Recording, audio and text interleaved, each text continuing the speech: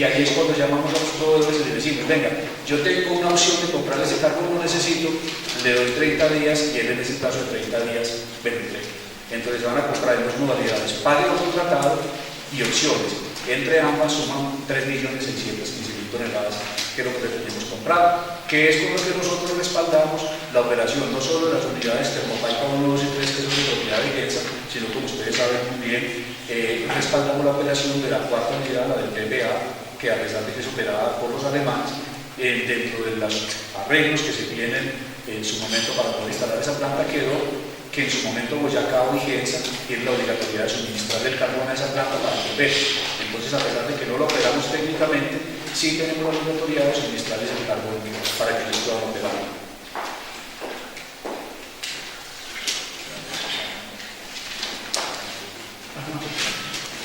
Eso más o menos de manera no. Ahora que no sé.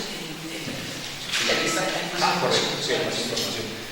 Eso se traduce más o menos como en 804.000 toneladas por año en pague contratado. Básicamente se traduce en eso. El precio de la licitación, el precio del carbón, eso es la regla de juego que establecimos desde la licitación pasada. Va a tener un techo y va a tener un piso. Es decir, nosotros vamos a establecer cuál es el mínimo valor que se considera que puede pagar por ese y cuál es el máximo valor que se considera que puede pagar por ese carbón, manteniendo la señal de tarifa actual, es decir, no la vamos a bajar, como el mundo se manifestó ayer en la reunión. En esta licitación va a seguir teniendo una tarifa muy competitiva. Los oferentes tienen que ofertar entre ese rango de precios. Ya es una decisión particular de cada productor si se viene por el piso, si se va por el techo, si se viene por la mitad de los valores, etc. Ya es una decisión de cada uno. Pero lo que sí es claro es que la definición al momento de hacer la adjudicación, el precio obviamente es el criterio que predomina. Entonces, uno inicialmente va llenando las cantidades que esa requiere con las ofertas más baratas hasta ir copando la capacidad total de lo que va a comprar, ¿sí? Entonces ahí también es un tema que los productores deben analizar cuáles son las condiciones del mercado y si pueden ir a ofertar a techo o a piso, ¿cierto? Ese es un tema ya de una decisión de cada uno. Ahí es donde está la competencia, porque el otro está arreglado. Las calidades del carbón están arregladas contractualmente, está arreglado el tema de servicio, está arreglado el tema de humedad, está el tema del precio, todo eso está arreglado. Y está arreglado la forma como se ingresa el carbón y cómo se mide por calidad. Entonces, básicamente, el factor de competencia está en el precio. ¿Cuáles son los precios de techo? Sí, los valores están 98.600 pesos para piso y 101.600 pesos por tonelada para techo. 101.600. Sí, ese carbón, ese precio es para un carbón de 6.300 kilocalorías por kilogramo de referencia. Y ese precio es puesto en plantas nuestras por el CES, en la Compañía Eléctrica de Azúcar. ¿Sí? El valor incluye todo, es un valor puesto en planta. La gente entonces se va a mover. ¿Por qué esta discreción del rango entre piso y techo? Porque queremos evitar el tema de las ofertas predadoras. Gente que se viene con unos precios muy bajitos para hacer una licitación, que nosotros sabemos que no son capaces de mantener el contrato en el tiempo y que en último van a tratar de terminar diciendo que están agotados y que no. Entonces, para evitar ese tipo de maniobras, nosotros calculamos con la información que tiene la interventoría y como analizamos el mercado, no solo nacional sino internacional, cuáles serían los valores mínimos que fuera competitivo el precio, de tal manera que se pueda garantizar que aún a piso sigue siendo un valor interesante para los productores. Ya aquí entonces es una decisión de cada uno, cómo verlo. Pero el factor decisivo al momento de hacer la adjudicación es el precio, porque las otras análisis que se hacen, que son jurídico y técnico, lo único que hacen es habilitar a los que van a entrar a la compra por el precio. ¿Qué análisis jurídico? Pues verificar que los documentos que entreguen sean legítimos, que realmente el título esté de explotación, ese tipo de cosas que digamos que no es, nosotros no estamos colocando ningún elemento que pueda decirse que va a ser excluyente de los productores. Nos estamos yendo al mínimo requisito establecido en el Código de Minas, complementado por un decreto que salió recientemente. ¿Qué decreto? 4 280 de marzo de 2014, que se llama un decreto que toca el tema de subcontratación de formalización minera, que no está en la legislación, pero que queremos abordarlo porque es interesante para legalizar muchas operaciones que se hacen en la región. Entonces, resumiendo, el proceso es muy influyente, va orientado directamente a pequeños productores. ¿Por qué a pequeños productores? Porque la regla de repartición es la siguiente, y es la misma que empleamos en el proceso pasado, que fue muy exitoso. Seleccionamos los oferentes de menor oferta, de la más competitiva a la más cara. Y todos los oferentes que estén en el mismo rango de precios, cogemos como pivote o como referente el productor primario que, siendo habilitado, tenga la mejor capacidad de producción, y ese es el que colocamos de primero. Es decir, es una regla como proteccionista con el pequeño productor, y de ahí comenzamos a repartir en varios ciclos hasta que cogemos la capacidad de lo que vamos a comprar, pero aseguramos que entre primero con toda la capacidad el pequeño productor. Eso es una regla muy social, un compromiso que adquirimos el año pasado con el gremio y que vamos a mantener en esta nueva ronda. El tema va a ser básicamente una repartición con criterio social, incluyente para los pequeños productores, y no esperamos realmente sorpresas en ese tema, salvo que sí vamos a tener una publicidad grande en el volumen de los contratos. En este momento tenemos alrededor de unos 129, 130 contratos suscritos, los cuales finalizan a 1 de noviembre, y esperamos que en este proceso mínimo vamos a tener 200 contratos, pues que eso es bueno para el gremio, un poco riesgoso para la agencia, porque en la medida en que se atomice tanto en pequeños productores, pues puede haber un riesgo de desaparición. Pero, digamos, es la regla que en su momento se definió y la estamos respetando. Hay un tema importante que les... Sí. Ya para terminar, un tema importante. Los valores de la licitación o de la solicitud pública de oferta están expresados en pesos del 2014. ¿Qué quiere decir eso? Que realmente el precio que se va a pagar a partir de 2015, que es cuando realmente empieza la licitación, es un precio indexado de la manera como les dije. Es decir, que lo más probable es que el valor no arranque en 98.600, sino en 100 y algo, 101 y algo, ¿sí? Porque ese valor está expresado en pesos del 2014. Y en el 2014 solamente van a ingresar carbón en el mes de diciembre. Entonces realmente el proceso licitatorio arranca con el precio indexado a partir del año 2015. Ese es un tema que es muy importante, porque eso va a ser mucho más atractivo el precio. ¿Cómo así? O sea, este año los que participan en la licitación de diciembre pagan con el indexado 2015. No, el carbón que entra en diciembre de 2014 entra con el precio 2014. Pero realmente todo el proceso licitatorio, ¿cuándo arranca? Arranca prácticamente en el 2015, en enero. Entonces, el valor que está ahí realmente no es al cual se le va a pagar. Es una cosa que quisimos aclarar mucho a los productores ayer, porque eso hace más atractivo el precio, lo hace mucho más atractivo. Yo creo que son como las generalidades. Si ustedes tienen alguna pregunta, con mucho gusto trataremos de responderla aquí. Si no, haremos un esfuerzo y se las mandaremos escritas.